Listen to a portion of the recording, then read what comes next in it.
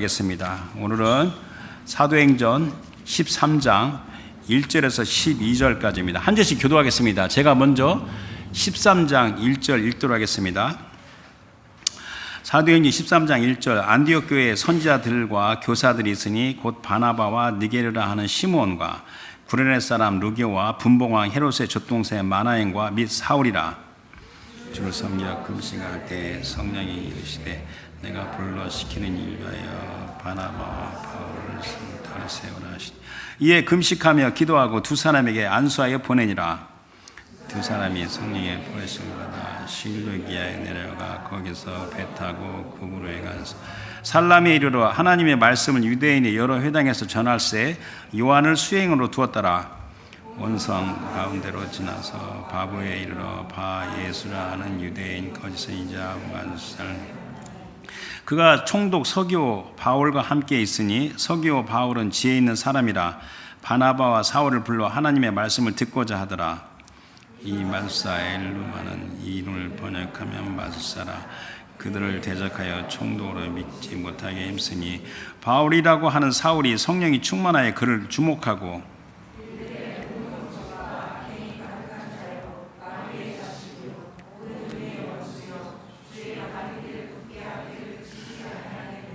보라 이제 주의 손이 내 위에 있으니 내가 맹인이 되어 얼마 동안 해를 보지 못하려 하니 즉시 안개와 어둠이 그를 덮어 인도할 사람을 두루 구하는지라.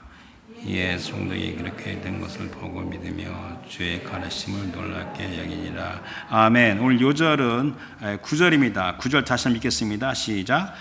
바울이라고 하는 사울이 성령이 충만하여 그를 주목하고. 아멘. 잘 앉으시기 바랍니다. 여러분들 그 복음주의 기독교, 이벤젤리컬 크리스티애니티 많이 들어봤죠? 복음주의 기독교에 대해서 여러 가지 그 말들이 많은데 우리가 딱 그 모든 학자들, 모든 사역자들이 그 통합적으로 일관성 있게 말하는 게 네 가지 주제입니다. 그래서 첫 번째는 성경은 신앙과 실천에서 최고의 권위다. 이게 첫 번째입니다. 그 다음에 두 번째, 자연과 역사에 하나님의 초자연적인 개입이 있다. Supernatural involvement이 있다. 이렇게 인정하는 겁니다. 그 다음에 세 번째는 그리스도 예수 안에서 하나님의 영으로 거듭남이 진정한 그리스도인이 되는 관문, 시작이다. 그러니까 그리스도인이라고 말할 때는 그리스도 예수 안에서 성령으로 거듭남이 있어야 된다는 걸 말하는 겁니다. 그 다음에 네 번째가 신학의 역할입니다. 신학, theology. 신학의 역할은 다른 게 아니라 교회 사역을 섬기는 거다. 이게 복음주의의 네 가지 종목인데, 근데 네 번째 신학의 역할에서 한 가지 더 하면 그리스도인의 진리의 관점에서 그동안에 무슨 이유인지 모르지만 잃어버리거나 소홀히 여긴 성령의 인격체, the person, 성경의 인격체와 사역에 대한 재조명이다. 그러니까 복음주의 기독교가 요즘에 관심을 가지고 관심을 갖는다는 게 좀 약간 이상해요. 관심 갖는 게 아니라 그게 주된 내용인데 성령의 인격체와 사역에 대한 재조명을 관심을 집중하고 있습니다. 자, 그 이유는 지금은 올바른 신앙을 갖기가 더 어려워져 가는 때입니다. 여러분들 그 예로서 가나안 성도 들어봤죠? 가나안 거꾸로 하면 안 나가잖아요. 교회를 안 나가는 사람은 가나안 성도. 이 비율이 갈수록 높아지고 한국의 그 기독교 단체의 통계를 보니까 그리스도인이라고 하는 청년 중에 45%가 어마어마하죠. 가나안 성도로 분류가 됩니다. 그래서 그들이 하는 말이 출석할 교회를 찾기가 어렵다. 예배가 지루하다. 이렇게 말한다고 합니다. 그런데 여러분 가나안 성도가 이 북미에도 있어요. 말이. 이 북아메리카에도 가나안 성도를 SBNR 뭐라고 하냐면 이렇게 spiritual but not religious 이게 가나안 성도에 해당되는 겁니다. 그리고 또 우리 사람 우리 캐나다인들 이렇게 같이 만나게 보면 secret believer란 말 합니다. 아무도 모르게 혼자 조용히 믿는다는 겁니다. 이게 다 가나안 성도에 그 분류가 되는데 그 비율이 갈수록 높아지고 있고 신앙이 다음 세대로 이어지지 않고 혼란스럽게 되는 마치 또 하나의 사사기 시대와 같은 그런 느낌을 받습니다. 그래서 이 구원의 신앙, 옛날에 이렇게 절박했거든요. 그 절박함이 사라져요. 왜냐하면 과학기술이 발전하고 그다음에 진화론이 어마어마하게 득세합니다. 요즘에 우리 아이들이 대학교 가가지고 딱 1년만 수업을 들으면 진화론에 확 들어갑니다. 뭐 이공계는 말할 것도 없고 인문계는 더 심하고요. 그리고 과학이 발달했는데 윤회론, 윤회 사상이 또 강해서 이런 영향으로 뭐 이 생에 망했으면 뭐 다음 생에 좀 잘 되면 좋겠죠. 뭐 그런 말도 우리 젊은 애 이야기를 많이 합니다. 그래서 이 구원의 신앙이나 절박함이 사라지고 그 다음에 개인주의가 굉장히 강해요. 그래서 교회와 가정의 중요성을 몰라요. 요즘에 한국에도 여기뿐만 한국에도 1인 가정이 많아서 뭐 편의점에 가면 1인 가정을 위한 물건들이 많이 있다고 그래요. 음식 같은 것도. 그래서 이 공동체에 대한 개념이 사라집니다. 갈수록 이 시대의 미혹과 시험이 강력해질 것입니다. 이건 성경이 말하는 겁니다. 자, 이 시대의 그리스도인이 직면한 과제는 갈수록 거세지는 미혹의 시험에서 자기 자신의 신앙을 굳게 잘 지키는 겁니다. 물론 복음도 중요하겠지만 자기 신앙부터 잘 지키는 것이 얼마나 중요한지. 그래서 누가복음 8장 18절에 예수님께서 그러므로 너희가 어떻게 들을까 스스로 삼가라. 누구든지 있는 자는 받겠고 없는 자는 그 있는 줄로 아는 것 같이 빼앗기리라 하시니라. 그러면서 우리가 요한계시록의 교회에 주신 말씀 2개를 보고 넘어가겠습니다. 요한계시록 3장 10절 11절 빌라델피아 교회에 주신 말씀입니다. 내가 나의 인내의 말씀을 지켰은즉 내가 또한 너를 지켜 시험의 때를 면하게 하리니 이는 장차 온 세상에 임하여 땅에 거하는 자들을 시험할 때라. 내가 속히 오리니 네가 가진 것을 굳게 잡아 아무도 내 면류관을 빼앗지 못하게 하라. 그러니까 자기 신앙을 굳게 잡는 것이 굉장히 중요한 거죠. 또 비슷한 말씀이 요한계시록 2장 24절 25절 두아디라 교회에 주신 말씀인데 두아디라에 남아있어 이 교훈을 받지 아니하고 소위 사탄의 깊은 것을 알지 못하는 너에게 말하노니 다른 짐으로 너에게 지울 것이 없노라. 다만 너에게 있는 것을 내가 올 때까지 굳게 잡으라. 그러니까 이 마지막 때 미혹의 시험이 굉장히 드세질 때 우리가 열심히 봉사하는 것도 중요하지만 자기 신앙을 잘 지키는 것도 중요합니다. 이 마지막 때 제일 위험한 게 미혹입니다. 디셉션. 여러분들 이 미혹이 질병, 전쟁, 자연재난보다 더 위험하다고 하는 것은 이게 영원한 생명에 관련되기 때문에 그렇습니다. 그래서 미혹은 한마디로 말해서 속이는 겁니다. 속임수예요. 그러니까 잘못된 진리, 거짓을 참으로 믿게 하는 속임수입니다. 거기다가 포스트 모더니즘의 뭐죠?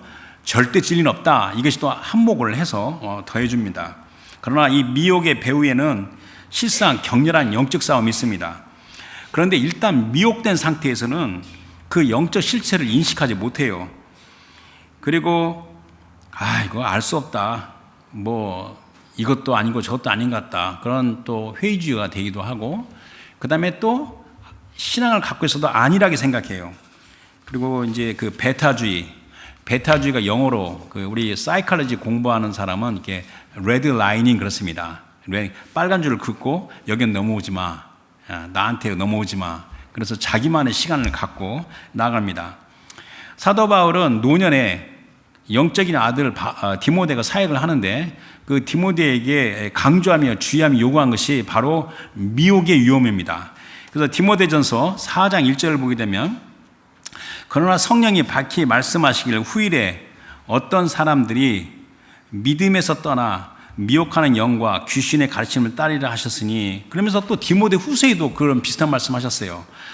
디모데후서 4장 3절 5절에 때가 이르리니 사람이 바른 교훈을 받지 않아요. 귀가 가려워요. 귀가 가렵다는 말 무슨 말이냐면 이게 표현하게 되면 하나님의 말씀에 따라 회개하며 변화하는 것을 신경 안 쓰고 은혜만 받으려고 그래요. 그러니까 은혜가 어디냐? 은혜만 쫓아다니는 겁니다. 그러니까 정작 본인의 회개와 변화받는 건 신경 안 쓰고 은혜만 받으려고 그래요. 그러다 보니까 귀가 가려운 거죠. 자기의 사역을 따를 스승을 많이 두고 또 그 귀를 진리에서 돌이켜 허탄한 이야기를 따르리라. 그러나 너는 모든 일에 신중하여 깨어서 watchful, sober 해서 고난을 받으며 전도자의 일을 하며 내 직무를 다하라.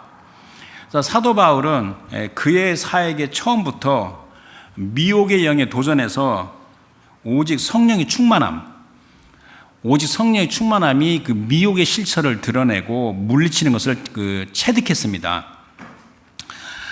이 마지막 때 아까도 말했지만 드세지고 거세지는 미혹과 시험, 이때에 정말 부질없고 덕이 안 되고 오히려 독이 되는 자기 자랑. 내 신앙은 이렇습니다. 우리 교회는요, 굉장히 빵빵합니다. 우리 집안은 몇 대째 믿는 집안입니다. 그런 부질없고 쓸데없고 독이 되는 자기 신앙을 내려놓고 아니란 생각을 버리고 늘 말씀과 성령의 권능으로 담대히 나가야 됩니다. 저는 이렇게 설교를 준비하다가 설교보다는 차라리 말씀을 한번 쭉 읽어보면 좋겠다. 말씀만 낭독해도 좋겠다. 그런 생각이 듭니다. 그래서 제가 설교를 안 하겠다는 뜻이 아니라, 그래서 마태복음 25장 1절 13절이 좀 긴데 말씀이 있는다고 생각하고 천천히 제가 읽겠습니다. 마태복음 25장 1절. 그때 천국은 마치 등을 들고 신랑을 맞으러 나간 10처녀와 같다 하리니 그 중에 5은 미련하고 5은 슬기 있는 자라. 미련한 자들은 등을 가지되 기름을 가지지 아니하고, 이 기름은 성령이죠. 미련한 자는 등을 가졌다는 것은 예수님 영접해서 성령이 있다는 것을 가리키는 겁니다. 아니하고, 그 다음에 4절에 슬기 있는 자들은 그릇에 기름을 담아 자기 등에 기름 외에 또 그릇에 기름을 담았으니까 성령 충만함을 가리키는 거죠. 담아 등과 함께 가져갔더니 신랑이 더디움으로 다 졸며 잘세. 성령 충만하셔도 소용없어요. 마지막 때 다 졸아요. 그렇게 미혹의 시험이 드세다는 겁니다.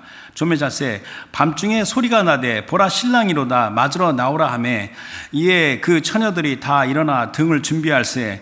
미련한 자들이 슬기 있는 자들이 이르되 우리 등불이 꺼져가니 너희 기름을 좀 나눠달라 하거늘 슬기 있는 자들이 대답하여 이르되 우리와 너희가 쓰기에 다 부족하노라. 아무리 지금 성령 충만해도 자기 신앙 하나 건지는 것만 그밖에 또 안 된다는 걸 말하는 겁니다. 차라리 파는 자들에게 가서 너희 쓸 것을 사라 하니 그들이 살아간 사이에 신랑이 오므로 준비했던 자들은 함께 혼인잔치에 들어가고 문은 닫힌지라. 그 후에 남은 처녀들이 와서 이르되 주여 주여 우리에게 열어주소서. 대답하여 이르되 진실로 너에게 이르노니 내가 너희를 알지 못하노라 하였느니라. 그런즉 깨있으라. 너희는 그날과 그때를 알지 못하니라. 이 말씀과 관련해서 사도행전 1장 6절에서 8절입니다. 자, 그 사도들이 그들이 모였을 때 예수께 여쭈어 이르되 주께서 이스라엘 나라를 회복하심이 이때이니까 하니 이르시되 자, 때와 시기는 아버지께서 자기의 권한을 주시니 너희가 알 바가 아니다. 오직 성령이 너에게 임하시면 너희가 권능을 받고 예루살렘과 온 유다와 사마리아와 땅까지 이르러 내 증인이 되리라 하시니라. 자, 그래서 이 성령 충만함에 대해서 제가 좀 강조를 하는 건데, 성령 충만함이 마지막 때의 미혹의 실체를 드러내고 물리치는데 핵심 열쇠라는 것을 오늘 이렇게 메시지의 그 내용입니다. 그래서 오늘 본문을 제가 사도행전 12장 1절에서 12절을 택했는데, 이것은 바울의 제1차 전도여행에서 첫 선교지로서 동역자가 바나바인데 바나바의 고향이 구브로예요. 구브로는 영어로는 사이프러스고 그 다음에 헬라어로는 키프로스입니다. 그래서 구브로, 키프로스, 사이프러스. 우리 밴쿠버도 사이프러스 있죠? 저기 위쪽에. 이름을 딴데 그 구브로에서 일어났던 일입니다. 오늘 요절이 9절인데 바울이라고 하는 사울이 성령이 충만하여 그를 주목하고, 그래서 오늘 제목을 제가 성령이 충만하여 Filled with the Holy Spirit 이렇게 정했습니다.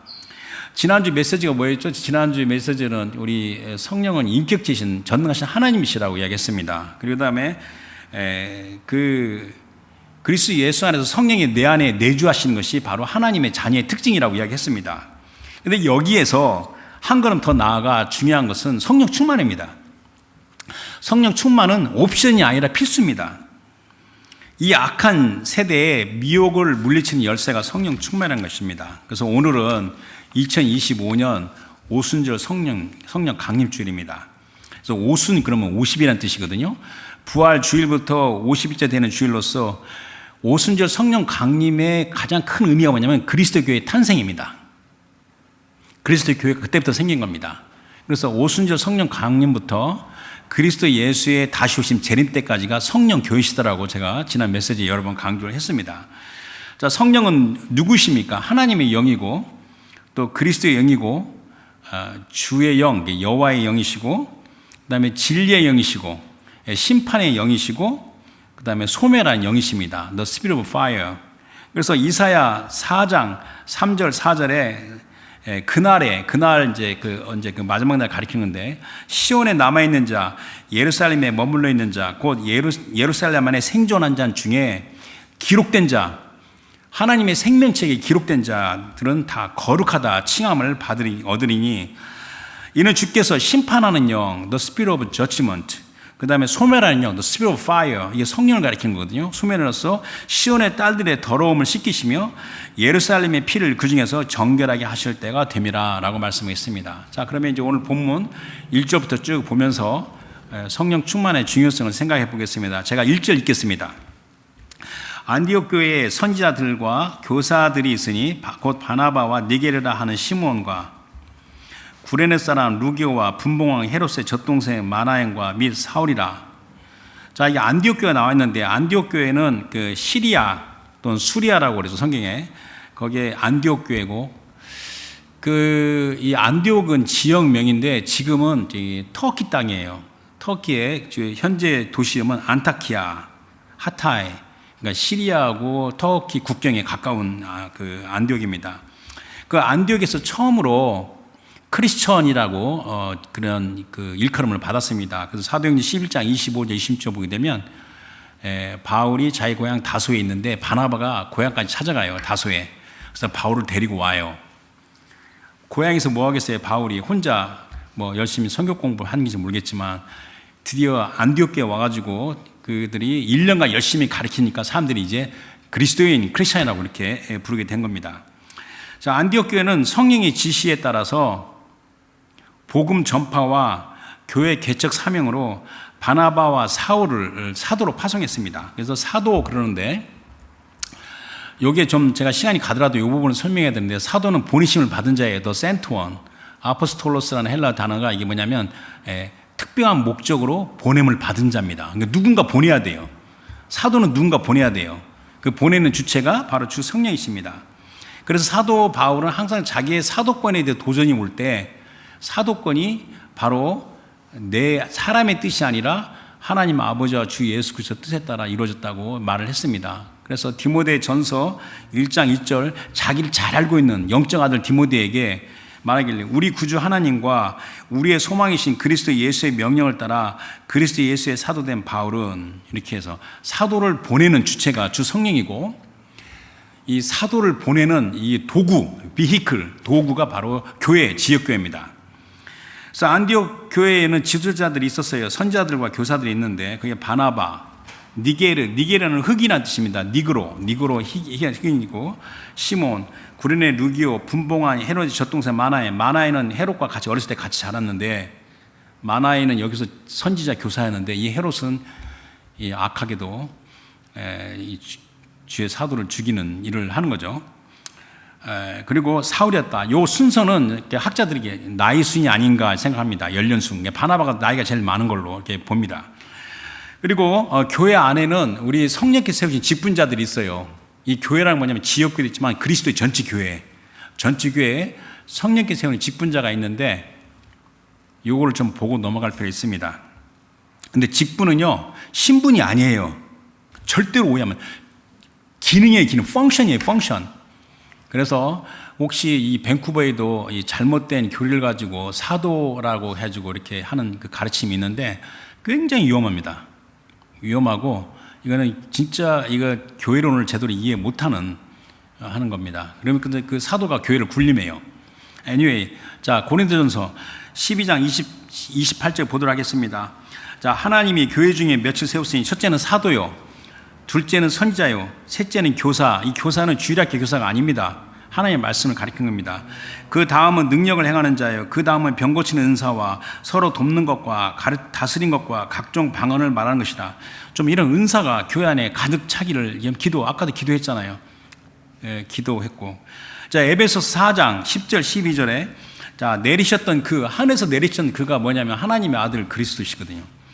곧 모든 하늘에 오르신 자니 이는 만물을 충만하게 하려 하십니다 하면서 그가 십자가를 죽고 부활하셔서 하나님 보좌 우편에 앉아 계신 그가 어떤 사람은 사도로, 어떤 사람은 선지자로, 어떤 사람은 복음 전하는 자로, 어떤 사람은 목사와 교사인데 여기서 중요한 게 뭐냐면 목사와 교사가 전치사가 하나밖에 없어요.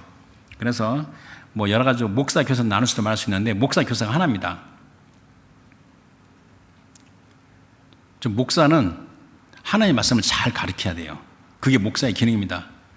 제가 뒤늦게 신학을 공부하면서 하나님 부르심에 따라 사역을 해야겠다 했을 때 제 멘토가 되는 어른이 저한테 질문 중에 하나가 여러 가지 있는데 그 중 하나가 네가 말씀을 잘 가르칠 수 있겠냐?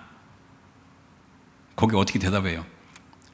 예, 그럴 수 있다 생각합니다. 그러면 그 소명 중 하나가 그겁니다. 그래서 목사는 한 교회를 머물면서 담당자고 교사는 이렇게 돌아다니면서 하나님 말씀을 가르칠 수 있는 그런 직분자고, 그렇지만 목사는 하나님 말씀을 잘 가르치는 게 기본입니다.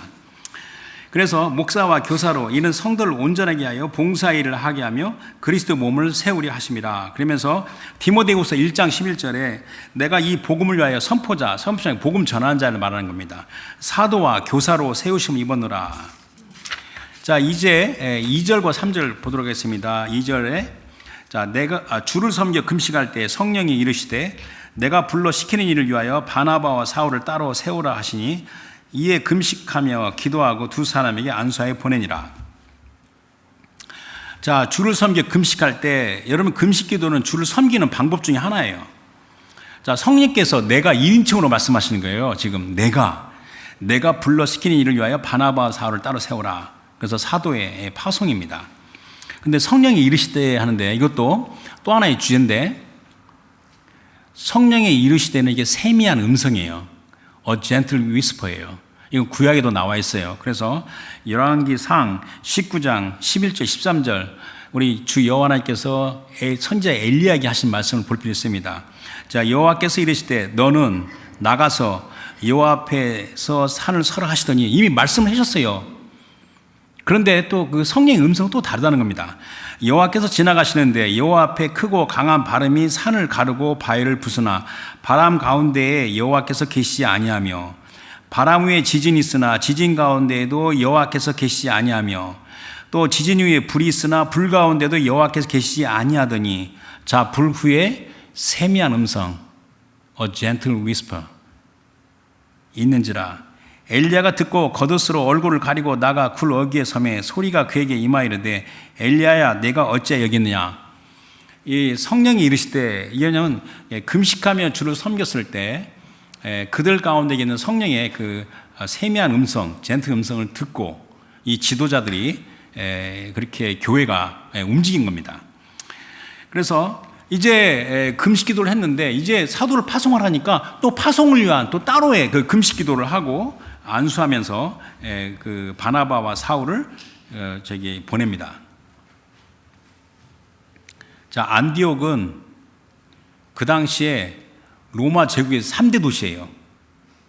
로마가 있고 그다음에 북아프리카 알렉산드리가 있고 이 안디옥이 3대 도시인데 그만큼 그 도시가 경제력이 있다는 겁니다.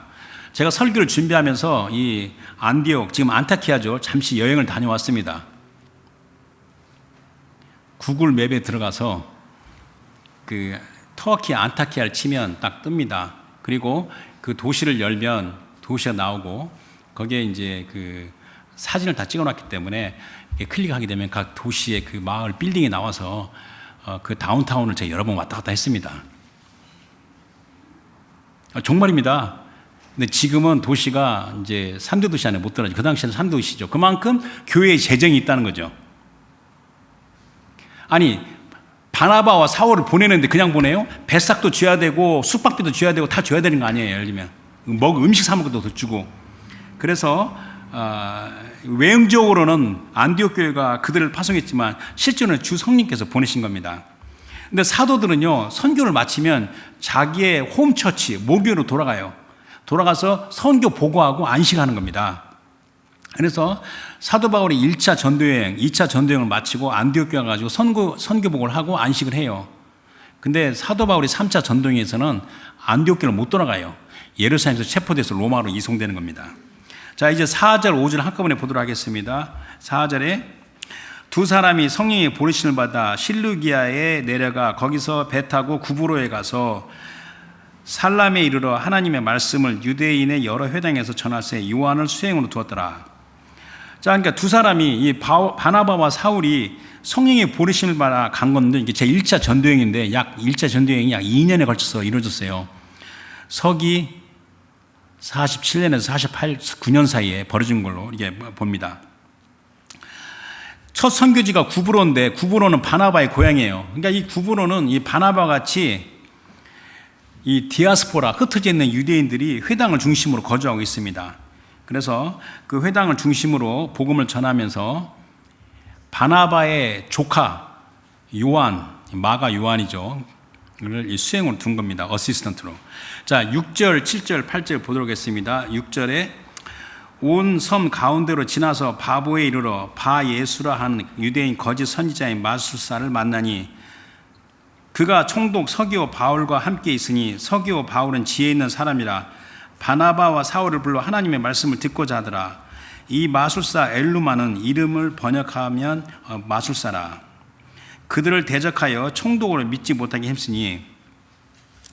자, 바나바와 바울은 처음에 그 구브로 섬에 살라미 항구에 있다가 이제 그 가운데로 지나가면서 횡단하면서 복음을 전했을 겁니다. 근데 이 사도행전을 기록한 누가는 아무런 언급이 없어요.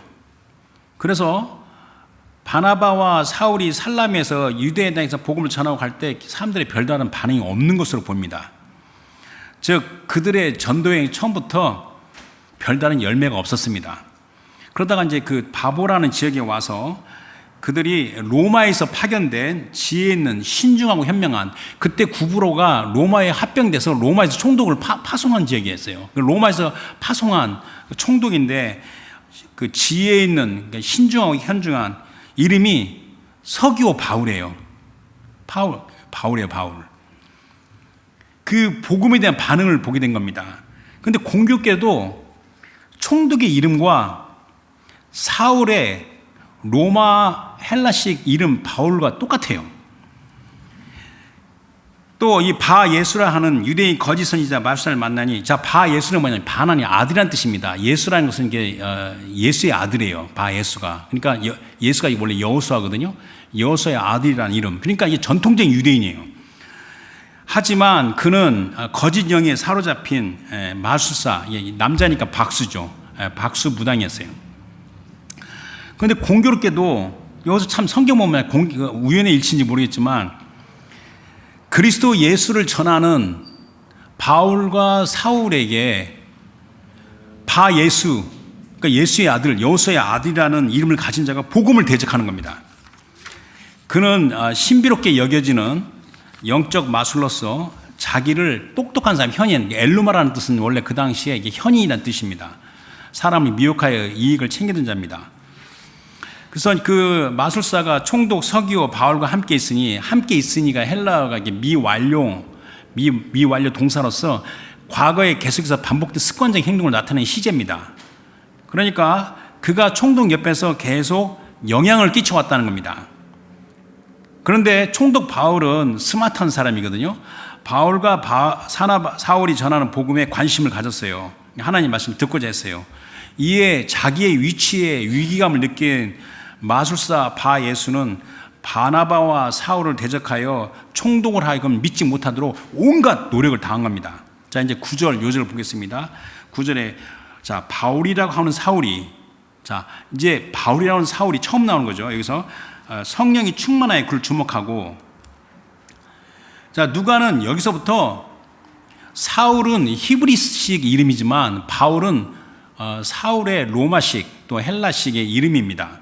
그래서 지금부터 누가는 사울이라는 이름을 쓰지 않고 바울이라는 이름을 씁니다. 또 사울 자신도 자신의 이름을 바울로 공식적으로 사용했습니다. 사울이 누굽니까? 날 때부터 로마 시민권자 아닙니까? 로마 시민권자는 로마 이름이 거기 시민권에 기록이 있어야 되잖아요. 거기에는 바울로 되어 있는 겁니다. 이제 바울은 이방인의 사도로서 원래부터 가지고 있었던 자신의 로마 헬라식 이름으로 바울을 공식화한 겁니다. 그런데 이제 성경이 말하는 것은 뭐냐, 이때부터 바울의 사역에 성령의 나타나심이 이제 일어나게 됐습니다. 그래서 성령이 충만하여 그를 주목하고, 성경은 너무 간단하게 기록되어 있어서 항상 문제인데 앞뒤를 이렇게 보게 되면 그 내용을 우리가 짐작할 수 있습니다. 성령이 충만한 것은 뭐냐면 바울에게 성령의 은사가 나타나기 시작한 겁니다. 그게 뭐냐면 지식의 은사와 영분별의 은사입니다. 그래서 지식의 은사니까는 그 상황을 알게 되고, 영분별 은사니까는 영적인 걸 분별하는 거잖아요. 그래서 우리 주 성령께서는 바울을 통하여 마술사 바 예수를 사로잡고 있는 영, 악한 그 악령, 미혹의 영을 꺾으시고 영적 싸움에서 승리하게 하신 겁니다. 이것은 이방인의 사도로서 바울에게 매우 중요한 계기가 된 겁니다. 아까도 말했지만 우연의 일치인지 모르겠지만 바울은요, 자기 전도 여행의 첫 열매가 자기 이름과 같은 총독 서기오 바울입니다. 자, 10절, 11절, 12절 한꺼번에 보도록하겠습니다. 자, 이르되 모든 거짓과 악행이 가득한 자요, 마귀의 자식이요, 모든 의의 원수요, 주의 바른 길을 굽게 하기를 그치지 아니하겠느냐. 보라, 이제 주의 손이 내 위에 있으니 내가 맹인이 되어 얼마 동안 해를 보지 못하리라 하니, 즉시 안개와 어둠이 그를 덮어 인도할 사람을 두루 구하는지라. 이에 총독이 그렇게 된 것을 보고 믿으며 주의 가르치심을 놀랍게 여기니라. 자, 이것은 이제 성령이 충만한 바울은 그 마술사 바 예수상에서 막 분노에 찬 선언을 했습니다. 보세요. 모든 거짓과 악행이 가득한 자요, 마귀의 자식이요, 모든 의의 원수요. 이건 굉장히 화가 나간 것이죠. 이게 분노이죠. 근데 이게 사람의 의지나 권위 싸우는 화가 아닙니다. 이건 뭐냐면 성령이 충만함에서 나오는 righteous anger, 의로운 분노입니다. 총독뿐만 아니라 구부로의 많은 사람들을 각종 사악한 미혹으로 현혹한 실체를 드러내는 성령의 역사하심입니다. 또한 여러분들, 이것은 구부로의 일만 생각하지 마세요. 지금 우리가 살고 있는 시대도 생각해야 돼요. 우리가 살고 있는 시대가 성경에는 악한 세대, 악한 날, 그 다음에 갈수록 더 미혹이 기승되는 때, 그래서 이것은 우리가 살고 있는 악한 시대의 실체를 말하는 거고, 특별히 마지막으로 갈수록 인본주의, 또 개인주의에 매이는 악한 세대의 현상을 말하는 겁니다. 이 관련해서 예수님께서 하신 말씀, 마태복음 12장 43절 45절을 보도록 하겠습니다. 더러운 귀신이 사람에게서 나갔을 때 물 없는 곳으로 다니며 쉬기를 구하되 쉴 곳을 얻지 못하고, 이에 이르되 내가 나온 내 집으로 돌아가리라 하고 와 보니 그 집이 비고 청소되고 수리되었거늘. 하나님 은혜를 받아서 좀 온전해진 상태에서 또 이제 상태가 안 좋아지는 겁니다. 이에 가서 저보다 더 악한 귀신 7을 데리고 들어가서 거하니 그 사람의 나중 형편이 전보다 더욱 심하게 되니라. 그러면서 여기서 끝나는 게 아니라 예수님께서는 이 악한 세대가 또한 이렇게 되리라 했습니다.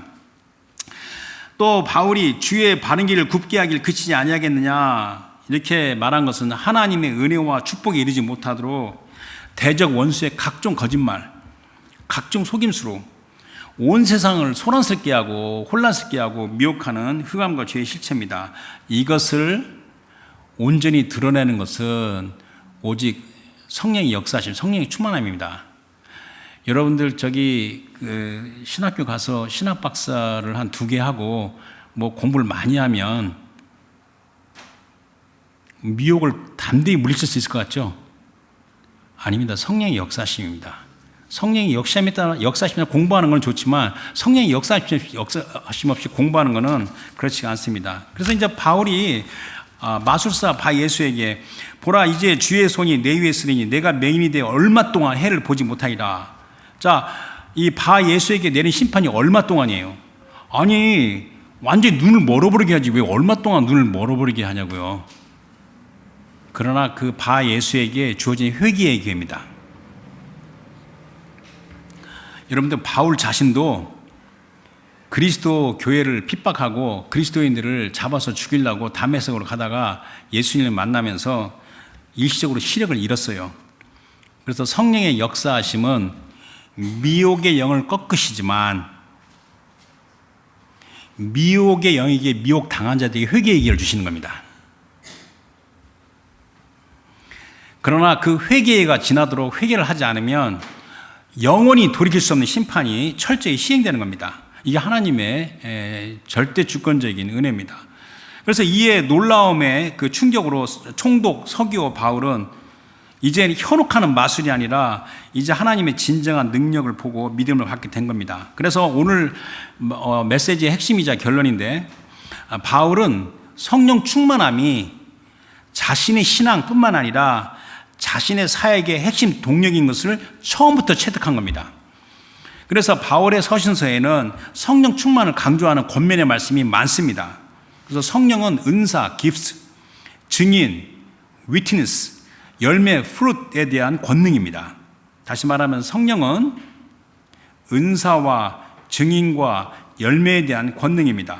그래서 바울의 사역의 핵심은 복음을 증거하고 교회를 세우며 교회를 양육하고 돌보는데 성령의 임재하심, 성령의 충만함의 실체, 리얼리티를 체험하는 것이 바울의 사역의 목표입니다.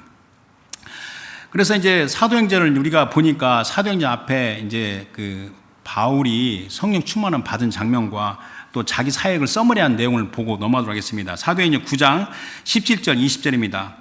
자, 주의 제자 아나니아가 떠나 그 집에 들어가서 그에게 안수하여 이르되 형제 사울아 주 곧 내가 오는 길에서 나타나셨던 예수께서 나를 보내어 너로 다시 보게 하시고 성령으로 충만하게 하신다. 그래서 사울은 아나니아가 그의 머리에 손 얹고 기도하면서 성령 충만을 받은 겁니다. 하니 18절에 즉시 사울의 눈에서 비늘 같은 것이 벗어져 다시 보게 된지라 일어나 세례를 받고 이제 세례를 받은 거죠. 음식을 먹음에 강건하여지니라. 사울이 다메섹에 있는 제자들과 함께 며칠 있을새 즉시로 각 회당에서 예수가 하나님 아들이심을 전파하니. 그러면서 이제 사도 바울이 그 사도행전 뒷부분에서 자기 사역을 서머리하는 내용입니다. 사도행 20장 21절 24절입니다. 유대인과 헬라인들에게 딱 두 개입니다. 첫 번째, 하나님에 대해서 회개하라. 두 번째, 하나님께 회개하는 게 뭔지 아느냐? 우리 주 예수 그리스도에 대한 믿음을 갖는 것이다. 를 증언하는 것이라. 보라, 이제 나는 성령에 매여 예루살렘에 가는데 거기서 무슨 일을 당할는지 알지 못하노라. 오직 성령이 각 성에서 내게 증언하여 결박과 환난이 나를 기다린다 하시나 내가 달려갈 길과 주 예수께 받은 사명 곧 하나님의 은혜의 복음을 증언하는 일을 마치려 하면은 나의 생명조차 조금도 귀한 것을 여기지 아니하노라. 그러니까 바울의 사역의 핵심은 복음을 증거하고 교회를 세우고 교회를 양육하고 교회를 보호하는데 성령의 임재하심, 성령의 역사하심, 성령 충만함의 그 실체, 리얼리티를 체험하는 것이 바울의 사역의 핵심입니다. 여러분들 말씀과 성령으로 거듭나는 것은 이게 이례적이에요. once and for all. 그러나 말씀과 성령으로 충만하는 것은 이례적이 아니라 지속적이고 반복적인 겁니다. 그래서 여러분과 제가 이 시대에 살아가면서 그 그리스도인 성도로서 성령 충만함은 우리의 삶과 신앙의 백본, 핵심이 되는 겁니다. 이 시대에 마지막으로 갈수록 미혹의 시험이 강력해질 때 성령 충만함은 절대적입니다. 이 옵션이 아니에요. 필수입니다. 그래서 갈라디아서 5장 16절 사도 바울이 말하기를 내가 이르노니 너희는 성령을 따라 행하라. 이게 현재 진행형입니다. 그리하면 육체의 욕심이 이루지 아니하리라. 성령의 충만함이 내가 육체대로 살지 않는 방법입니다. 또 에베소 5장 18절에 술 취하지 말라. 이는 방탕한 것이니 오직 성령으로 충만을 받으라. 이것도 현재 진행형입니다.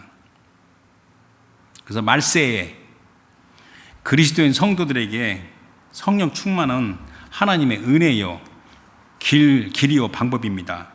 한두 번 해보는 걸로 끝이는 게 아니라 지속적이고 반복적으로 성령 충만함을 유지하면서 주께서 나를 부르신 날까지, 그날까지 최선을 다하는 겁니다. 또 어떤 사람은요, 성령 충만함을 시도해보다가 안 돼, 잘 실망하여 그만두는데 그만두는 게 아닙니다. 어떻게 살아야 되잖아요. 성령 충만함은 끈질기고 꾸준히 유지되도록 분투 노력하는 것이 성도의 몫입니다. 다시 말하면 성령 충만은 하나님의 은혜와 축복으로 나아가는 강력한 유일한 길입니다. 모든 게 답답하네요. 그렇게 말하는 사람 있잖아요. 답답하게 막힌 모든 것을 풀고 또 올바로 세우고 치유하고 회복하는 그리고 강하게 하는 열쇠가 성령 충만합니다. 그래서 저한테도 하는 말인데 우리 이 그리스도 신앙 성도들이 너무 약해요.